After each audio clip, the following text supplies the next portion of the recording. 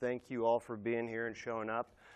I have to apologize for two things this morning. I'm going to clear my throat a lot. The allergies are just fighting me right now. And also, I'm going to refer to patients as athletes because it's my setting. And I tried to fight it when I did my run-throughs with the presentation, but it does not work out because I go back to athletes. So when I say athlete, I mean patient or whoever's in that scenario. Also, the protocols that I use and the research that has been done is for pediatric concussions in a sports setting. So even though this may not directly apply to your all settings, the paradigm can be used across the board in any situation. So just because I'm saying on the sideline or on the field or a coach or a player doesn't mean it can't be your situation. And I'm assuming a lot of you have friends, family, children who are in athletics. So you being there for those games right then and there makes you that first responder, that person in charge. Can everybody hear me okay? I should ask that before we start out here.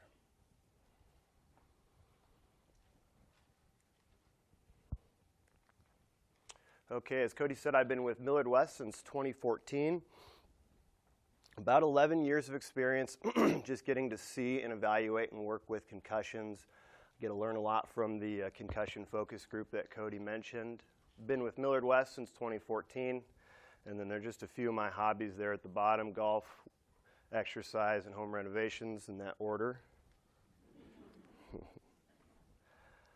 Okay, so we're going to jump right in. Sport-related concussions.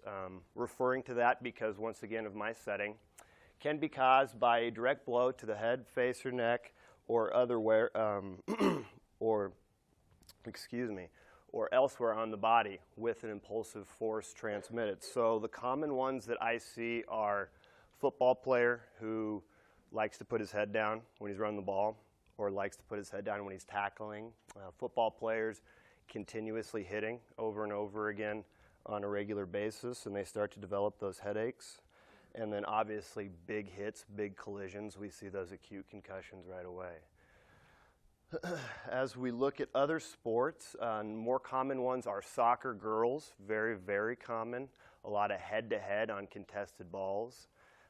Basketball player is that athlete that sets the screen and whips his or her head back into the ground. That's an extremely common one. Some of the more obscure examples I've seen I can give you guys. In volleyball, it always happens during the warm-up for some reason. Too many balls flying around, people not paying attention, and it never fails, at least a season, it's an accidental ricochet or even just a direct hit and an athlete's not paying attention. Softball, I have never seen in 10 years of softball on the field concussion. Not saying it doesn't happen, but the ones I've seen have been in the dugout from goofing around or a foul ball, a player not paying attention when they're swinging. Not as common in softball. And then lastly, gym class. A lot of concussions in gym class. The half-court shot is the offender there. They think they're going to try the half-court shot, and little Timmy wears it as he's walking under the basket. They can present with varying signs and symptoms, may or may not include loss of consciousness. Typically not structural damage, more of a neuropathological disturbance that can manifest with a number of signs and symptoms. So you guys are going to see a lot of sheets just like this morning. Everybody's is a little bit differently, and I'm not going to spend any time on this because a few of the other presenters are going to touch more specifically on it. This was taken directly from the Berlin Consensus Statement, and that was in 2016. So looking at our sideline evaluation. First off, recognition and understanding of the injury mechanism itself. What happened? What was the force? How were they directed after the force? And what did you see immediately after it happened? So in my setting, I have the benefit of video replay on all sports across the board. Huddle is a big improvement in that technology, so I often have the ability to go back and look at the injury mechanism right after it happened. And that's important because a lot of times a patient, I got patient right that time, a lot of times the patient will come over and after the injury, you ask them to describe the signs and symptoms, and they say, you know what, I feel pretty good, I think I'm doing okay, and then you go back and look at the video analysis, and you see they have a brief loss of consciousness, or they stumble as they stand up, a little bit of dizziness. All of those are signs or symptoms that you need to be looking for. If you don't have the benefit of video analysis, it's just the bystanders, friend, parent, coach, whoever was around and saw the play. You can get a lot of that contextual information from the people that were around. Okay, assessment of symptoms reported and observable signs by the athlete. This one's pretty simple. Look and listen. The more concussions you see, the more experience you get, you start to see these trends in the signs and symptoms that the patients present with. This is one I'm going to be brief. I believe Dr. Lancaster is going to talk specifically about this morning, but this portion would be our sideline evaluation. So what we use is the SCAT-5. It's a multimodal tool that you use to evaluate concussions. I'm going to talk more specifically about that tool in just a few slides. Excuse me, I'm going to take a quick sip of water. I'm on the clock, so I'll go fast here. Okay, supervision and serial assessments. Keep an eye on the patient. Patients display some strange behavior when they suffered a concussion, and it's very easy to do an initial evaluation, sit them down, have the discussion, go look for mom and dad, and come back to an athlete or a patient that's not there anymore. So keeping an eye on them is always important, as especially in pediatric populations, they tend to slip away from you. And then serial assessments. It's well established in literature that those who have sustained a concussion can start to gradually develop symptoms in the minutes or several minutes after the initial impact. Even if they don't present with that concussion right away, it can develop spontaneously, or their symptoms can gradually worsen. So serial assessments are extremely important. This is an important slide as well. Consideration for the signs and symptoms is important, but they aren't always diagnostic. So everybody knows that there's different mitigating factors that can cause symptoms that have overlap between concussions and other pathologies. So my advice would be just not to mitigate those symptoms and write them off as, I have a headache this morning because of allergies. I hear that a lot. Mom and dad always kind of want to find a good reason why there is a symptom present. So look at the signs and symptoms, listen to what they're telling you, and try not to mitigate those symptoms. And it's important to know, like on the slide here, that it's not diagnostic. It just simply prompts the inclusion of that concussion as a possible injury. And then once again, reevaluation of the athlete or the patient, looking for more signs and symptoms. Okay, this is our concussion assessment tool. This is called the SCAT-5. This is generally used for sideline evaluation across the nation, I would say. Dr. Moffitt, do you think that's an okay statement? Good. It's the gold standard.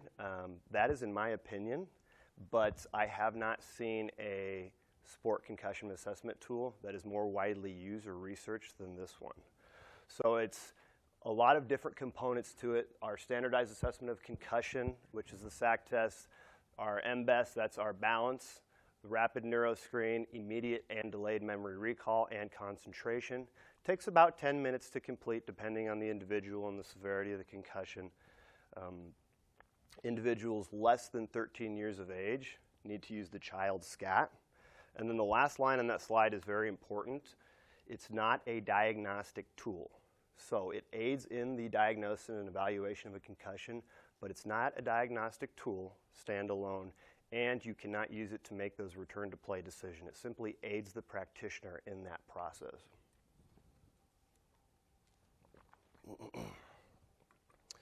Okay, moving on to a few more assessment tools.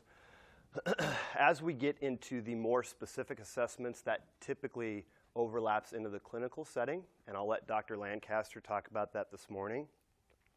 But there are a few other tools out there for clinical reaction time and advanced balance and gait.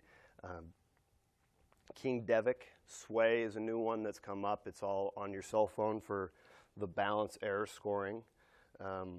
Impact test, that's something else I'll talk about this morning that is used across the nation.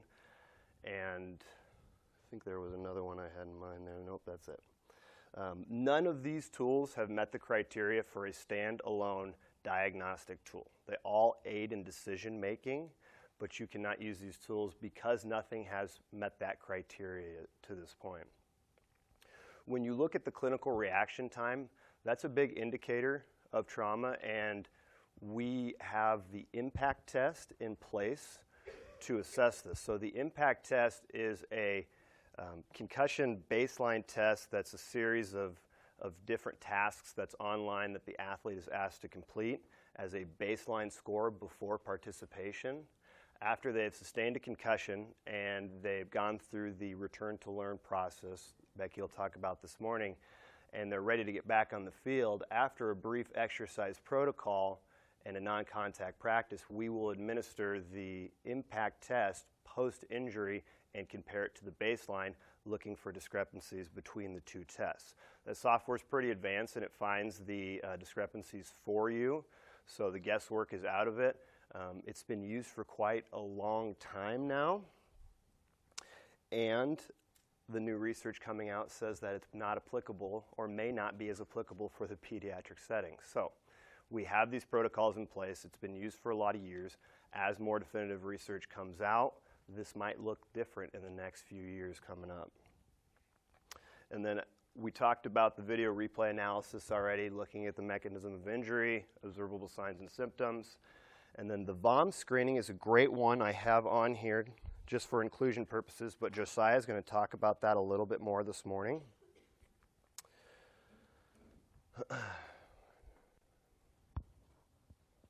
Okay.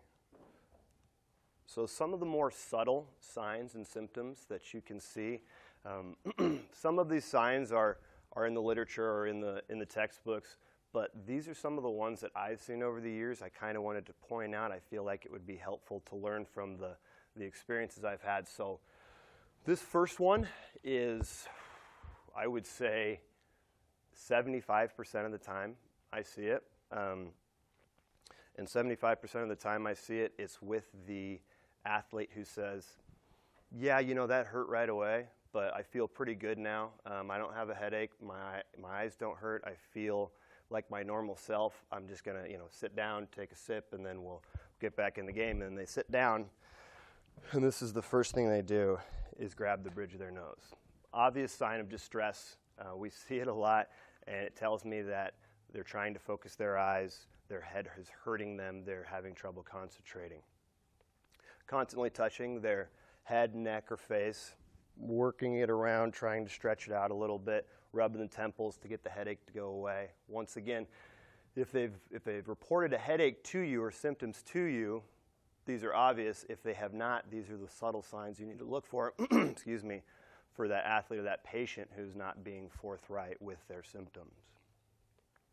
Unwarranted anger. This happens a lot in my setting because the energy is already up. They're nervous, they're anxious, and then the injury happens. It's well documented that the anger is disproportionate to the situation because of the trauma that they've suffered, and it's hard to differentiate between that with a young boy or girl who's in that setting, who's in the important game, the thing that they care about the most. And usually when I see this unwarranted anger, it doesn't stop after we've left the venue or the setting that we're in. Get them to the athletic training room or to a private room to do an evaluation, and that anger stays, and you can tell that they were fighting it. It's one of the bigger signs that I've seen.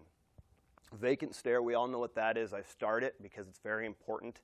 I see it a lot. It's having the conversation with mom or dad or just simply the athlete themselves, and I'm sitting here having the conversation, and they're just looking over here, nodding, listening to what I'm saying, but you can tell they're not taking in the information. They're not computing it. They are just present, and it's one of the very most common things I see. Trying to distance themselves from you. They don't want anything to do with you, refuse to cooperate. I'll have young men and women who just simply say, I'm fine, I'm fine, I'm fine. That's an easy one for me. It's okay, have a seat. We're done for the day. If you can't cooperate with me, we can't get symptoms reported. You're a minor. I'm sorry, you're going to have a seat. It's also a sign of a concussion. You know, they don't want to be diagnosed with that concussion, so they do everything in their power to stop that from happening. Obviously, this isn't the way to go, but in a 16-year-old's head, it makes sense. And then I talked about mitigation of the severity of symptoms. I see it from mom, dad, and coach more than I've ever seen it from any athlete. It is, you know, John has a headache every day. Well, first off, let's get that looked at to begin with. But like we talked about in earlier slides, it's inclusion of a concussion. We cannot, it's a good time to take a drink. We can't dismiss that. It has to be considered as part of your evaluation process. And then behavioral changes. That one helps if you know the patient or the athlete beforehand. You'll see them acting a bit differently than they normally do. Okay, I got a few brief slides here. I think I'm doing okay on time. This was taken, I wrote it down because I never remember how to say it. This was taken from the Australian Institute and Sport and Medical Association of Concussion Position Statement. This is a document that Dr. Moffitt shared with us. I really like this piece, and these are a lot of the signs and symptoms that I've seen with those athletes that we've referred on for emergent care. This piece right here in parentheses, I added that piece simply because it's my opinion that a healthcare professional can rule out cervical spine trauma if they're trained to do so. Obviously, if you have diagnostic tools at your disposal, it's much easier to do that. But typically, we do a lot of on-field, on-court evaluations of cervical spine trauma. And if you don't have those red flags, that's something that, in my opinion, if you're trained to do so, you shouldn't have to refer on immediately for emergent care if you can rule out that cervical spine injury.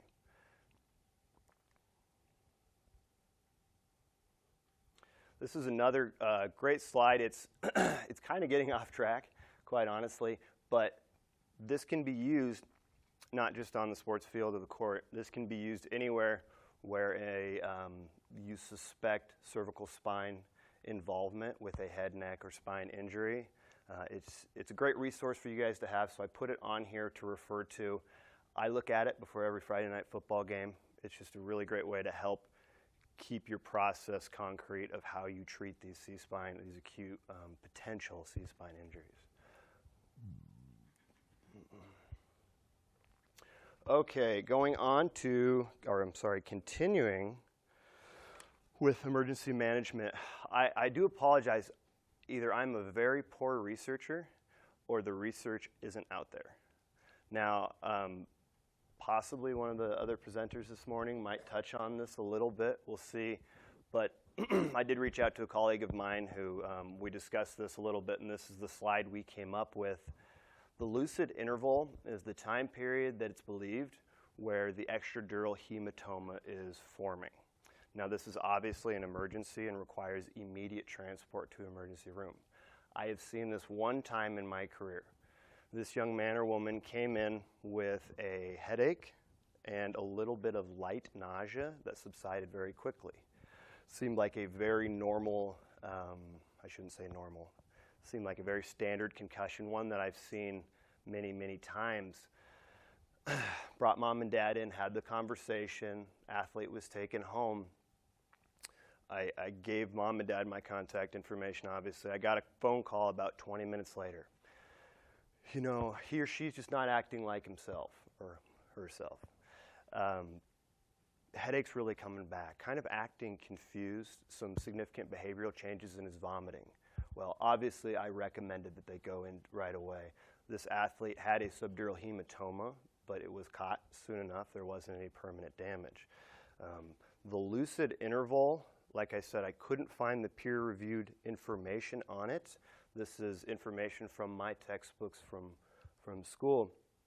But what it's going to look like is an immediate onslaught of symptoms. They're going to present like a concussion right away, and then it's almost a spontaneous resolution. They feel like themselves again, everything's normal, and you think, you know what, this may not have been too bad.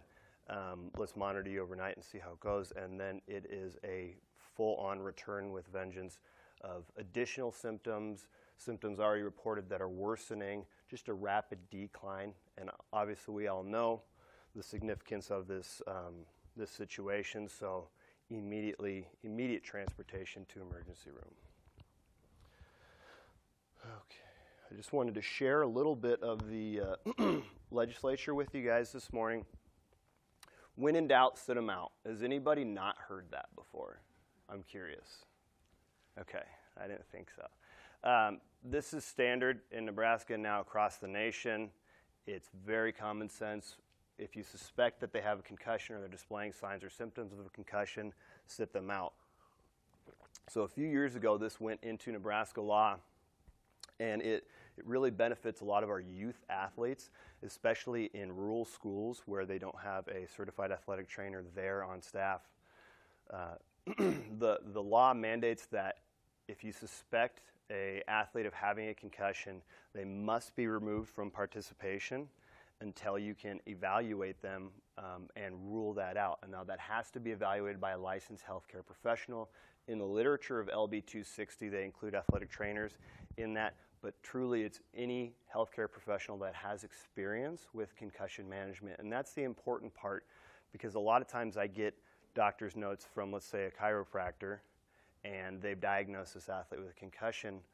I cannot use that in our setting. I cannot use that in my school district, because that person has to have experience with concussion management more so than simply what they were taught in school or a brief seminar.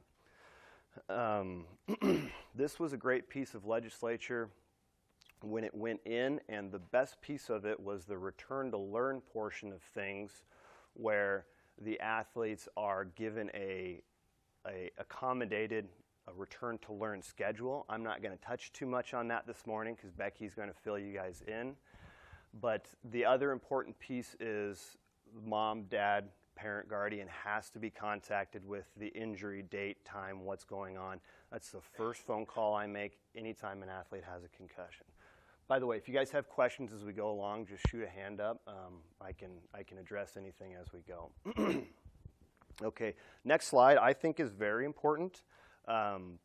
Communication after a concussion, in my opinion, is the most important part of this, because after you've evaluated the concussion, and if there is no significance to the injury where you feel like they need emergent care, from here on out it's communication and management. If mom, dad, coach, counselor, teacher, school nurse, if everybody knows what's going on, then we do the proper job of managing that concussion as a concussion management team. So for me, the communication starts with the at-home care instructions. So I work at Millard West, and we have our district policies and things that we send home with our kids, but what we do differently is we add a at-home care sheet, the do's and the don'ts, the red flags to look for, when to go to the emergency room, and then our contact information, because simply a phone call is a very easy way to soothe concerns or to make a good clinical decision for referral.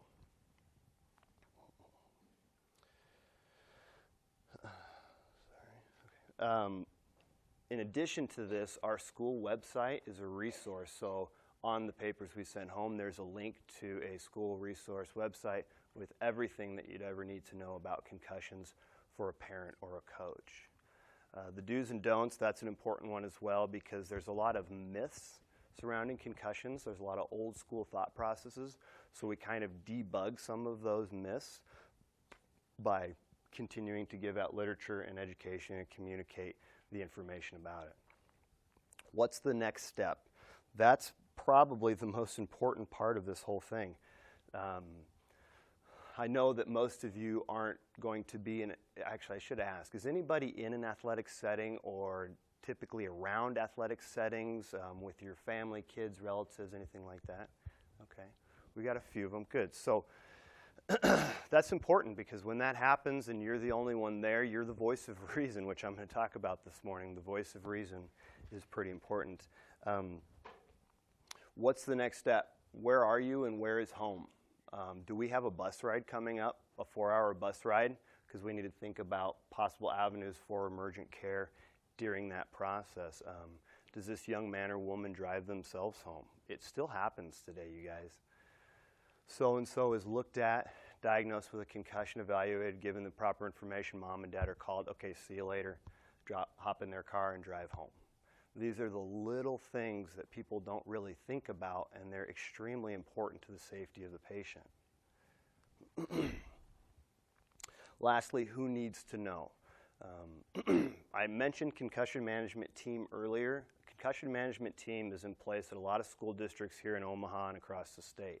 It consists of the athletic trainer, the school nurse, counselors, teachers involved with that athlete, as well as the administration. Everybody all together, one concussion management team, so the information is disseminated throughout the district, and they know how to accommodate that young man or woman in the classroom so that they can recover from their injury. And then lastly, those clear and concise activity restrictions. I say no practice, no games until we get this thing figured out. But I learned really quickly in my career, I also have to say no gym class. I also have to say no going and running to the park with your friends and goofing around. No intense activity.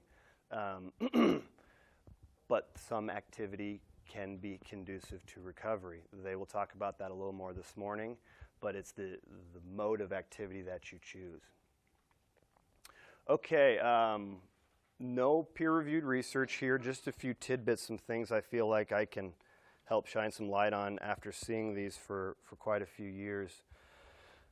These are all situational examples, and the difference between a clinical assessment and an on-field evaluation is everything going on around you and the hecticness of the situation. So being the voice of reason. Coach has stake in the game. Mom and dad have stake in the game. Kid has stake in the game. You're the adult, even if you're not the oldest one in the room. You're the adult that has to say, guys, this is you're thinking one step ahead here. Let's think 20 steps ahead here. This isn't as important as what the potential fallout is from going back in the game. And you have to be the voice of reason quite a bit, because strength in numbers is a thing, and it's very normal where people all get together and have the same belief that everything is okay because they're all on the same page. Well, it comes back on you if you're the one in that situation. So you have to be vigilant, and you have to be the voice of reason. It's the easiest decision in the world. If you don't feel good about it in your gut, call it. You're not going in. We're going to take some time. There's nothing more important than keeping that athlete safe. I don't care if it's a state championship. That does happen. And it's an unfortunate conversation. It really is, especially if the diagnosis isn't correct. Coming back the next day, people are confused about it, but is where we are, and it has to be the call that you make. Excuse me. Advocating for your athletes. You would not believe how many times I have to step in and say, this is my decision. I am the one who told you to do this. I'm the one who's not letting your son or daughter play, because they're the ones who get persecuted for their injury because they reported symptoms. It is, why did you report that symptom? What's wrong with you? What were you thinking? I've seen mom and dad go back and forth. Dad's mad that mom took him in to see me. And it's, it's shocking, to be honest, but it's in my mind, your job to advocate for that young man or woman, because if you don't do it and then they go home, I don't think that anybody's going to advocate for them at home. So I try to make sure that everybody knows this was my decision. This was not on this young man or woman. This is the decision that I made, and I take the blame for it. Oftentimes those parents don't really understand if it's not black and white, so you just have to try to explain that no concussions are alike. Concussions aren't black and white. They live in the gray, and just because they don't understand that their young man or woman isn't sitting around just dizzy like this for 24 hours, that's not what a concussion looks like. Just because they don't understand it does not mean it's not a significant injury. Detaching yourself from the situation. I kind of touched on that already. There's no situation too important. Documentation is a big one. I don't have to say this, but I will. if you didn't document it, it didn't happen. And it's very easy to be in a non-clinical setting and forget to document or not have that documentation present. It's well established. There's been litigation against healthcare professionals for lack of documentation for this reason specifically. Starting that SCAT-5 right away is a great way to start that documentation if you have it with you. I do have a copy of that SCAT-5 this morning. If anybody's interested in it, I can pass that around, or I can set it out on the table up there. Knowing your athletic trainer, if you're a healthcare professional who is in a specific school district and you see a lot of concussed athletes, reach out and meet your athletic trainer. I try to open lines of communication between any healthcare professionals in my area, but there's a lot of you guys and there's one of me. So it's really conducive to the process if you get to know your athletic trainer. And even if you have children who are in the schools right now playing sports, call your athletic trainer. Let them know. When they see your last name and they know, they put two and two together that this is your young man or woman and you're their parent and they've met you, it just opens up a line of communication and it makes it so much easier for us to talk with you and communicate with you and let you know what's going on with that young man or woman. And if you are a healthcare professional, reaching out to your athletic trainer, see what kind of school district protocols they have in place. Most all schools have district sheets that need to be signed off on by the physician. And if you have those on file, ask the young man or woman what school they're from, and you can just grab that right out of your file cabinet, sign it, and it really helps facilitate that process because in Millard, we have to have the physician's signature before we start our return to learn. Well, concussion happened at 8 p.m. and it's now 8 a.m. and we're trying to make a decision on school here. If we don't have that paperwork signed, it makes it hard. Thankfully, our nurse and administration are very understanding and work very well with this problem. They put the accommodations in place just to be safe, but not all school districts are that way. So, I think that's all I had to say to you all this morning. This is my girls won a state championship in May, so I'm just bragging a little bit. And then my boys turned around and won the first one in school history 5 days later, so it was a pretty fun May for us. So I'm just bragging a little bit. But there's a few great resources on here if you guys are interested in any of the information that I had. Number 4 is the legislation right there. And then if you haven't read the Berlin Consensus Statement, it's a great piece of, great document. All right, you got questions for me? I summed it up really well, huh? Okay. All right, well, I cut out a little early to make time for others, so I'm going to wrap it up. Thank you guys for listening this morning. All right, well, good morning, everybody. Thanks for giving me a minute here. As Dr. Moffitt mentioned, I'm Rebecca Lancaster. I practice family medicine right now at Methodist Physicians Clinic on 156th and Dodge. And I became involved in concussion management early in private practice about 10 years ago when impact testing was just being rolled out into the area high schools, and they needed someone to kind of look at these tests and manage these concussion patients. And so I've seen concussion patients since then, and it's been just a wonderful part of my practice and something I enjoy very much. As concussion management has evolved in that time frame, we are starting to understand what concussion looks like a little bit more and how to define it and then how to help these patients through their concussion. And the research really continues. I was very fortunate and proud to be part of the concussion focus group in town whose mission is to keep up on the research and then educate our community. And I'm happy to share some of what we know as of today. So my objective in this brief presentation is to give you more comfort and knowledge when seeing that patient with concussion. I will define concussion as we know it now and give you some tips to kind of organize your visit. We'll identify some key issues and arrange for comprehensive multidisciplinary care. We'll also go over some of the current research on the management and then kind of do a case to pull it all together for you. So when a patient presents for a suspected concussion, first we actually need to make sure the diagnosis is correct. Concussion symptoms can be nonspecific, but the difference is that we always have the head bump first. Believe it or not, some patients do present to me with symptoms starting months or years after the concussion, and that's usually secondary to something else. So concussion is a traumatic brain injury induced by biomechanical forces. It's either a direct blow to the head or forces transmitted to the head. There's a rapid onset of short-lived impairments of neurological functioning that does resolve spontaneously. And it's more of a functional disturbance than a structural disturbance. We can't see this on a CT scan. It may or may not involve the loss of consciousness. I do care if it happened, but it doesn't define concussion anymore. And then there's progressive resolution of these symptoms, though in some cases they're prolonged. This comes directly from the most recent concussion consensus statement. And this is what we expect to have taken place in order to diagnose that concussion in the first place. So what really is happening to the brain? We can't see what's going on with the CT scan, and there's really no bleeding or structural change, but we do know that things have shifted on a molecular level. John Leddy, who spearheads a lot of the research on concussion, says that there is microstructural, metabolic, and physiologic changes in the neurons. There's excitatory neurotransmitter releases, ion changes, increased glucose metabolism, lactic acid accumulation, inflammation. Basically, what I'm telling you is these neurons are damaged and their communication is impaired. But we also have to think about macrovascular changes. So the autonomic nervous system is really hit in concussion as well.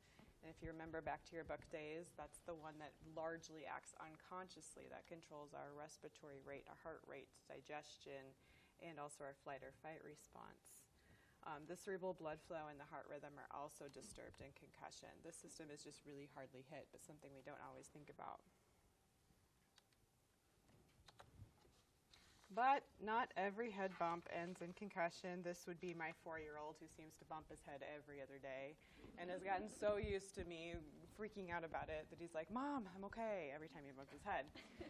So I don't think he's been diagnosed with a concussion just yet, but that's just the thing. We really don't know what amount or type of force causes a concussion for a given individual, or what amount or type of force of a head bump would cause a concussion for you, or what characteristics in your anatomy and physiology would cause a concussion for another person. There's just no magic number here yet. And so we just have to we're harping on the symptoms a lot today, but we need to look for the symptoms after that head bump. That's how we know this concussion process has started. So when we evaluate the concussion, we need to start with a good history of the events leading up to the symptoms. And I don't have any playback like Tom has, so I got to ask a lot of questions. The date and time of the incident are important so that I can date the concussion going forward. I like to know what's going on. So were they in a football game? Were they in a motor vehicle accident? Did they hit their head on a locker door? Did they slip on the ice? Very common too. It gives me a good idea of whether or not they remember the event, and did anyone witness the event? Some may say they were knocked out, but they were alone. Or parents will tell me their child was unconscious, but they were still responsive. And that's okay because concussion is really kind of a scary thing, but be a sleuth here and try to figure out what this looked like. Again, whether or not we lose consciousness is important, but it doesn't really predict their recovery, and it can be present either way. Then we need to find out what happened next. So were they evaluated on the sidelines? Were they taken to the emergency room via ambulance? Did they go back in the game? I hope not, but ask about that too. And then we want to know how the symptoms have evolved. What did they feel like right away, and how do they feel now? Am I seeing them 2 weeks after their concussion and they're getting better, or am I seeing them 2 months later and they're not improving, or they've kind of plateaued? Have they tried to go back to school or work? Equally important is a survey of their premorbid conditions. So these are things like previous headache, ADD, anxiety, depression. It's important to know what their home and work and school responsibilities actually look like. And as a family doc, I see all age ranges. So the possibilities are kind of endless. Is this a third grader, a high school senior, a trained dispatcher, a teacher? Each situation is very unique, so you need to know what their life looks like a little bit. Also, we ask about a history of past concussion and recovery course. All of these issues become important when we're looking at post-concussion syndrome, and so over time I've just learned to document these things really early and ask about them, so you can always go back and refer to that initial visit. There are several different aspects of concussion to look for and treat, and it seems easiest to divide these symptoms into a few specific areas and then reevaluate these at each subsequent visit. They are the physical symptoms, mental cognitive symptoms, sleep, and emotional symptoms. So here they all are. And the physical symptoms include the most common, which is headaches, but also encompass dizziness and balance issues, cervical spine pain, which often mirrors brain injury symptoms, and then the vision symptoms. Light and noise sensitivity also fall into this category. The mental cognitive symptoms include the most common, like feeling like you're in a fog. The dazed stare is there too. It also includes subtle side effects such as concentration and focus, word finding, and memory. Sleep, it's often disturbed post-concussion, but so important to address as well. And then the emotional symptoms. This might have been me after a long day yesterday, I'm not sure.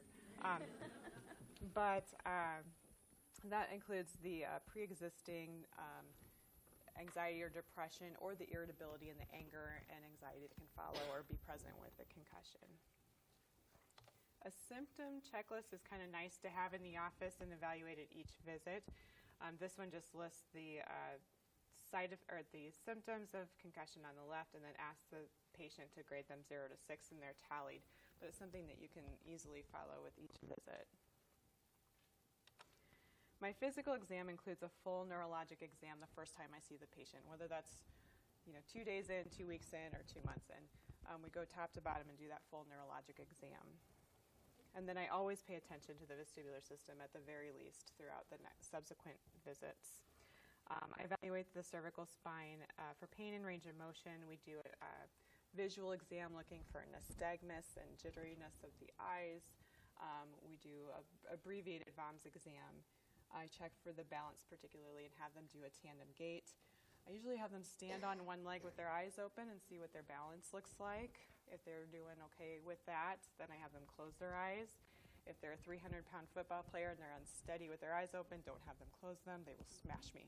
Okay. So we want to make sure that really there's no focal neurological deficits that would warrant further imaging or testing. I do make a statement also about their mental state and just kind of how they are looking to me in the office as well.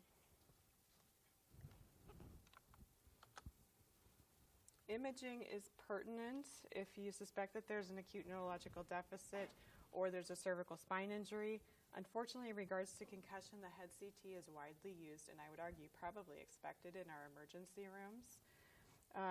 There are decision-making rules that ER physicians and primary care physicians can use, especially with children that work through the need for a CT scan, and a routine CT is not recommended to diagnose concussion. Interestingly, concussion will show up on a functional MRI scan. That's an MRI scan that's done while a patient is performing mental tasks, and it looks for cerebral blood flow and also brain activity, but it's not used in clinical practice at this time. Diffuse tensor imaging, electrophysiology, all used in the research realms, but not yet in clinical practice. They even have handheld brain scanners that they'll use in trauma scenarios or in the military to accurately diagnose brain injuries right at the spot, but again, not in clinical practice. Wouldn't it be great if we had some sort of blood test, like Dr. Moffitt says, the pregnancy test, to diagnose these concussions right at the start and then kind of follow them until they're all the way gone? And I think we're kind of working toward that in the research. Earlier this year in February, the FDA approved a biomarker for marketing. It measures levels of 2 protein biomarkers, and they're kind of a mouthful, but they're listed up there. But what this can do is it can accurately predict which patients will have a lesion visible by a CT scan or a bleed, and which do not. But the downside is it takes 3 to 4 hours to get the test back, and it has to be done within 12 hours of injury. Our CT scanners are a bit quicker than that. The upside is that there's no radiation. And the other downside is this is not something we can follow every several weeks to see if the concussion's going away. So we've got some more work to do. Genetic testing is likely on the horizon too, but we're still working there. So what about all those neuropsychiatric tests? This includes anything from the SCAT testing that Tom was talking about to the impact testing that I'm certified to read, to full neuropsychiatric testing. And as Tom alluded to, right at this time, the current consensus is that they may be helpful to aid in the diagnosis, but cannot be used as a sole tool to diagnose and manage concussion. Here's a snapshot of what the impact test looks like on paper. It's a computerized test, and there's 6 computerized memory tests. And then these are combined into several scores that assess memory and mental speed, and that we can kind of watch over time and just kind of help us see how the patient's doing. So once we have determined concussion and symptoms and completed our physical exam, ruled out the need for imaging and testing, we need to individualize the treatment plan for these patients.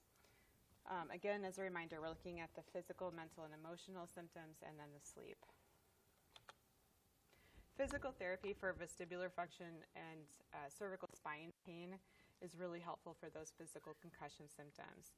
The vestibular system is particularly vulnerable to concussion, and symptoms can be divided into the vestibular ocular symptoms, which include your dizziness and your balance issues, dizziness and vertigo, as well as the vestibular spinal symptoms, which is your balance. And PT is also a very good place to work on sub-threshold exercise using the Buffalo Concussion Treadmill Test, which we'll talk about a little more later. Occupational therapy is very helpful for those vision problems with concussion, as again, eye motor control is a system really hardly hit by concussion. And these movements here, I always have to remind myself what each one of them does, but pictorially they're here, and we want to direct our evaluation at these movements and then also our therapy at them, and they help recover, get the patients to recover from concussion. So saccades is the ability to shift the eyes from one target to the other quickly and accurately. Smooth pursuits is the ability to keep an object centered on the fovea while it's moving. Vergence is turning the eyes away or towards each other and still maintaining binocular vision. Focal length, we do this with all of our screens these days. The ability to keep the focal length on the retina and maintain focus. The vestibular ocular reflex we look at as well. That's maintaining an image on the retina while you're moving your head. Okay. The occupational therapy also works on photosensitivity with special glasses and lenses and screen settings, and they're very helpful to get patients back to their work or school setting as well. Speech therapy is fantastic in recognizing those processing difficulties, which often hold the patients back from school, work, and life. Multitasking and word finding seem to be just suddenly turned off. Patients tell me they see a word in front of them and they can't say it, or they'll go back to work and start doing their regular activities, but multitasking seems to be something that's impossible, and there's too much stimuli. They just can't seem to work through that. So Jamie will talk to you about this a little bit more later, but rewiring the brain to sharpen these skills is really helpful for these patients. Psychotherapy, psychiatry referral, and sometimes I use medications really do help if there's anxiety and depression. Sometimes prolonged cases of concussion are exacerbated by PTSD. Maybe they were in a motor vehicle accident and it's really traumatic for them. Anxiety, pre-existing mental health issues, or even their ability to cope with an illness or their resilience seems to play into to this. And so sometimes we need to use these specialists as well. Sleep is really important to recovery, but often disturbed in concussion. Falling asleep and staying asleep can be really pretty difficult. I generally discuss sleep habits with the patient first. That means the iPads and phones and computers have to go off before bedtime. If the headaches are really severe and they have insomnia, I might use a little bit of amitriptyline, which is a more well-studied medication in concussion, just to help with both and get them some rest. Melatonin might help as well. But in general, I try to limit the pharmacotherapy. I don't want to use benzodiazepines and sleeping medications just because we want to use them short term and they have a habit-forming nature. Also a word about sleep in little kiddos. If their initial evaluation is okay, we don't have to wake them up every hour just to see if they're okay. That seems to be a common thing that I hear over and over and over. Let them sleep if they are okay. Okay. All right. Neuropsychiatric evaluation is often recommended in concussion, almost first line. But this testing is lengthy, and the providers, it's hard to get into them. And so a practical place to utilize these specialists is in prolonged cases, and it helps me sort out what is a brain function issue versus mental health issue and direct their treatment program. I do use neurologists sometimes as well, especially in those prolonged cases and those headaches that seem to be intractable, to use maybe medications that I don't use, or I have had a few folks that really have had long cases and they use Botox injections, which I don't administer. So they can be very helpful as well. So really putting this team of folks around them. Not everybody needs everybody in this team, but we have to kind of pick and choose where they need some extra help. The final part of my visit is discussing what they need to do next going forward from the office. So let's talk about rest for a moment. Resting the brain after an injury certainly seems logical. But over the past several years, research has continued to guide us about how much rest is needed. Initially, we thought patients should just rest until they were asymptomatic. However, defining when someone was asymptomatic was kind of problematic, and the definitions of rest for each person kind of differed, So a study done by De Kruijik showed that usual care versus bed rest revealed no difference in concussion outcomes at 2 weeks, 3 months, and 6 months. And another study showed that those that strictly rested from school or work for 5 days seemed to report more symptoms but no change in outcomes. On the flip side, if you do too much too soon, so that excessive physical and mental activity may make the symptoms and recovery worse. So Greisbach and colleagues studied these cute little rats up here, and those that were forced to exercise actually had an increased stress response, and they didn't do as well. But those that were allowed to kind of do voluntary activity and sub-threshold exercise, their cerebral blood flow was enhanced and their brain repair factors were enhanced, and they did a little bit better. Inactivity has the opposite effect. So what do we tell patients now? Well, we say ideally rest is best in the immediate post-concussion phase for about 24 to 48 hours, and there's no benefit to more than 3 days for adults.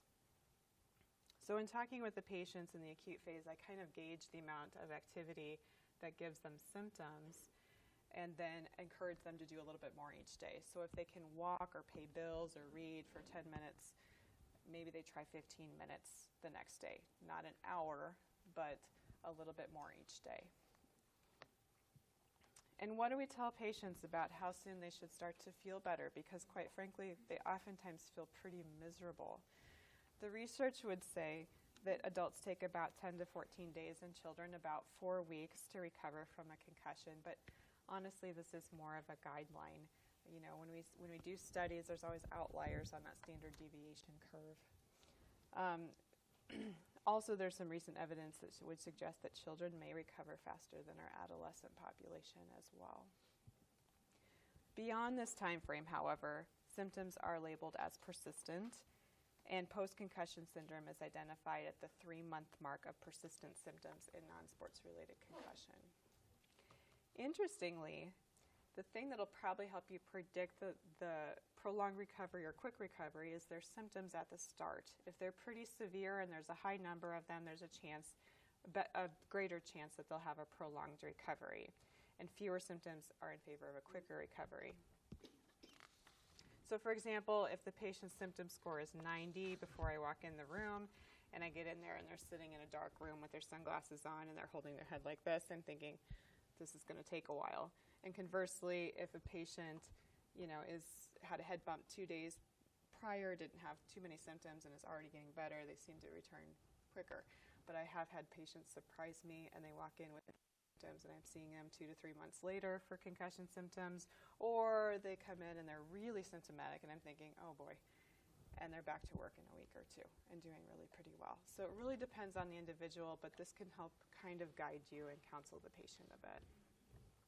Symptoms that remain are either from the concussion or pre-existing and worsened because of concussion, and this can be a difficult task to distinguish clinically. For example, I had a college junior They came in to see me saying, I'm really having trouble focusing on my new engineering classes. And I think it was because I got concussions from football in high school, got bumped around a lot. And I wonder if I have chronic traumatic encephalopathy, and by the way, Adderall from my buddy helps. I'm thinking, so what is this? So is this a concussion? Certainly not acute. He thinks it's kind of been coming on this whole time. Is it ADD, anxiety, substance abuse issues, or did the classes just get tough all of a sudden? So it is kind of a challenge sometimes to counsel these patients. But overall, letting them know that most people recover in a certain time frame, and that some people experience prolonged symptoms is reasonable. Sometimes reassuring them that will help them address the issues as time unfolds is probably the best thing that we can do and communicate to them. So we educate about rest and activity balance and how to slowly work themselves back to where they were before the concussion. We go over return to learn and activity and work protocols. I have students avoid standardized tests because that just really never ends well until they're recovered. And there are specifics about this later this morning, but I do work on specific notes to educators and employers, coaches and trainers to see if we can slowly work these folks back to normal life. I show them some eye exercises to do right in the office so they can feel like they can go home and do something other than rest. We discuss symptom management. So I generally feel here that knowledge is power. So the patients need to know if they bump their head or they go ride roller coasters or they do too much too soon, that the symptoms could return. Sometimes we need to discuss brain breaks as well. So if they are experiencing symptoms, they may want to close their eyes for a few minutes, or they may want to turn their radio down in their car because it just diminishes that stimuli coming into their brain and helps them feel better a little bit quicker. Some research says that education and support and coping skills and close follow-up is helpful, but sometimes it enhances the patient's awareness of their symptoms. This is a delicate balance that has to be felt out with every patient. There's always that patient that will come in with a 12 out of 10 headache and a completely positive review of symptoms, and they'll tell me, I didn't know that concussion would cause all of these symptoms, but I'm having all of them. I'm like, okay. So we might need to normalize some of their symptoms over time, saying, some people will experience a headache after a long day or have trouble sleeping. We also really realistically go over their ability to drive. As far as diet in the research, omega-3s have been kind of touted to be a little bit helpful. There are a ton of suggested supplements on the internet. I looked one time. It's kind of scary. But remember, first pass metabolism, they have to make it through the gut first. Then they have to make it across the blood-brain barrier, and most of these do not. So I really kind of stay away from the supplemental medications. They can use NSAIDs if they don't have a bleed. That's fine with me. And we try to get off all of the medications before they're, especially if an athlete needs to return to play, they need to be off those medicines. Again, we remind them that every concussion is unique, and we're just going to help work through it. Special considerations certainly include children. We are very cautious with our developing brains. We need to, again, return the kids to the classroom before we return them to sports, but symptom-limiting activity is okay. Sometimes I feel like that's sneaky and goes behind the backs of the school system a little bit because they're not supposed to be in gym and all these other things. But I say, if you're at home and you can walk a little bit, please walk, because we know that increasing that cerebral blood flow does help. Okay. Females tend to take a little bit longer than males to recover. There's ongoing research on hormonal differences there.